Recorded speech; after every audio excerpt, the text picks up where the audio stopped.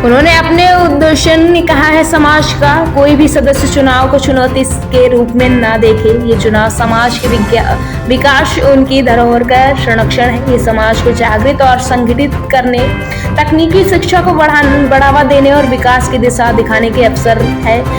आचार्य राजानंद शास्त्री ने कहा है कि समाज देश के अग्रणी रहा है, इसीलिए इसी जताने के लिए प्रतिनिधि ऐसा कार्य करें जिससे अन्य समाजों की प्रेरणा बने, क्योंकि हर समाज के ब्राह्मण समाज के अनुसरण करते हैं।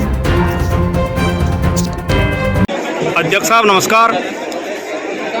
आप अयोध्या रामलला समिति के अध्यक्ष हैं और आज समाज सेवा में मतदान का महत्व समझते हुए सवाई माधोपुर पधारे हैं, क्या कहना चाहोगे? देखिए, आज श्री जिला गौतम आश्रम ट्रस्ट सवाई माधोपुर के भव्य चुनाव का महोत्सव, और मैं समाज को संदेश देना चाहता हूं कि ये चुनाव किसी भी एक प्रत्याशी के लिए नहीं है। ये चुनाव हमारे समाज का विकास और की जो गति तय करेगा, समाज को उन्नति के शिखर पर लेकर जाएगा, समाज के लिए शिक्षा की बात करेगा, उसके चेहरे को चुनने का आज ये चुनाव हो रहा है, जिसके पीछे समस्त जो भी मतदाता हैं बड़ी दूर दूर से आए हैं। और ऐसे माहौल में, बारिश में, गर्मी में, उन सबको पहले बहुत बहुत साधुवाद, प्रत्याशियों से पहले मतदाताओं को साधुवाद कि जिन्होंने ये आज बढ़ चढ़कर इतना मतदान किया है। अब तक 3000 के लगभग मतदान हो चुका, ये बहुत बड़ी हमारी जीत है।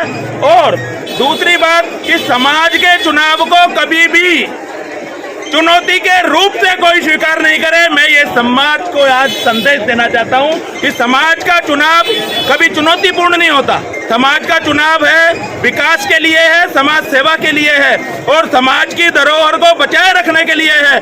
समाज का पैसा समाज की आय को बढ़ाने के लिए है।